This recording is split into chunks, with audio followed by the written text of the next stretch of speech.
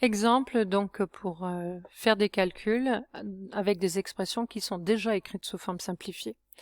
Donc, il faut bien vous rappeler que quand on a une somme algébrique, si ça s'appelle somme algébrique, c'est pas pour rien, ce sont que des additions. Dès que vous voyez un moins, c'est le signe du nombre qui suit, donc de la partie numérique qui suit. Alors, i égale. Donc c'est une addition de deux nombres, et donc il faut à chaque fois regarder la règle. Est-ce qu'ils sont de même signe? C'est différent. Moins 10 est négatif, le moins 25 est négatif, donc ils sont de même signe. Donc la règle, c'est je garde le signe en commun, donc moins, j'ajoute les parties numériques, 10 plus 25, 35. Et je peux encadrer. Le J. 45 est positif. Donc comme il est au début du calcul, on met pas le plus, mais bien se rappeler que du coup c'est quand même un nombre positif. Le moins 83 est négatif, donc ils sont de signes différents. Je garde le signe de celui qui a la plus grande partie numérique. 45, 83, c'est 83 le plus grand, donc le résultat sera négatif et je soustrais les parties numériques. Donc de 45 pour la 83. Donc je rappelle qu'il faut avoir votre brouillon. De 45 pour arriver à la dizaine supérieure, donc 50, il manque 5.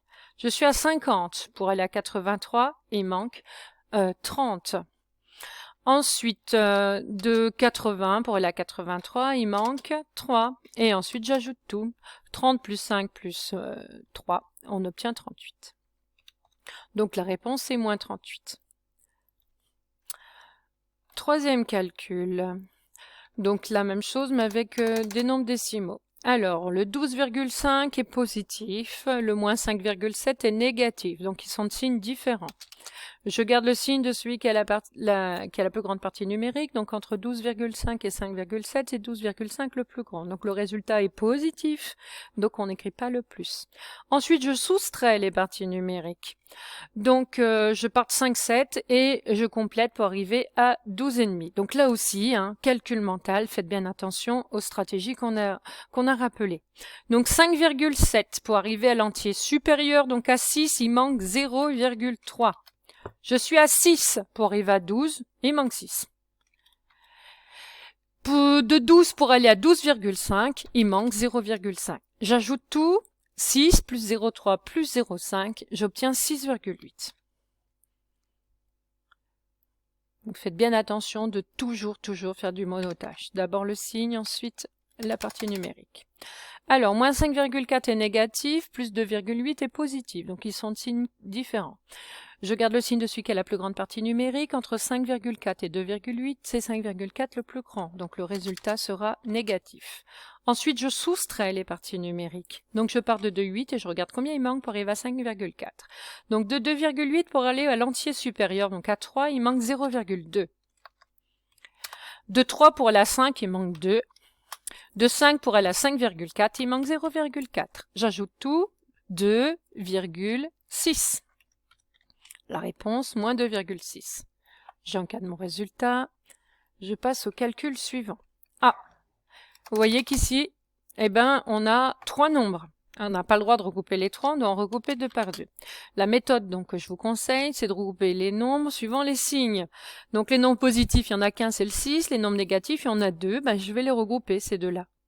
Et je rappelle qu'on doit souligner le nombre, donc la partie numérique et le signe devant. Donc le 6 reste 6. Ils sont tous les deux négatifs, donc de même signe. Je garde le signe en commun qui est moins, j'ajoute les parties numériques. 14 plus 8, ça fait 22. Dernière opération. 6 est positif, moins 22 est négatif. Ils sont de signe contraire. Je garde le signe de celui qui a la plus grande partie numérique. Entre 6 et 22, c'est 22 le plus grand, donc le résultat sera négatif. Et je soustrais les parties numériques. Donc de 6 pour aller à 22. Donc, je peux faire encore des stratégies de calcul mental. De 6 pour aller à la dizaine supérieure. Donc, 10, il manque 4. De 10 pour aller à 20, il manque 10. Et de 20 pour aller à 22, il manque 2. Je regroupe tout. 4 plus 2, 6, ça fait 16. La réponse est moins 16. Donc, très important d'avoir votre brouillon à côté pour écrire vos étapes. Allez, dernier calcul. Le n, donc c'est une somme algébrique de 4 termes. Donc, Je change l'ordre des termes pour grouper les positifs d'abord et les négatifs après. Donc le premier positif, ben, je ne change pas. Autre terme positif, j'ai le plus 0,2. Ensuite les deux négatifs, j'ai 4,3 et je le moins 1,7. Je les regroupe deux par deux. Donc les deux positifs, les deux négatifs, en pensant bien à souligner le signe et les parties numériques. Allez, ils ont le même nombre de chiffres après la virgule, donc j'ajoute les chiffres suivant la droite. 8 plus 2, 10, donc ça, on va obtenir un nombre entier. Donc je rappelle qu'il n'y a pas la partie décimale et la partie entière, que dès qu'on dépasse deux chiffres, c'est une retenue. Et que les chiffres, on les écrit dans l'ordre à partir de la droite, et qu'il n'y a pas deux parties distinctes, mais qu'il y a bien sûr des retenues.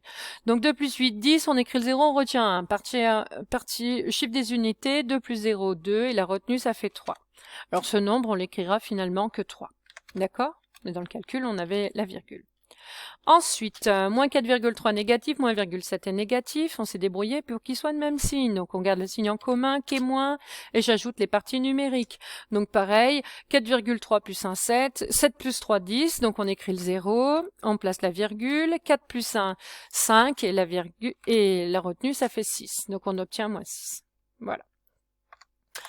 Ensuite, quand on a regroupé les termes suivant les signes, donc dernière opération, ils doivent être de signes contraires. 3 est positif, moins 6 est négatif, donc ils sont bien de signes contraires.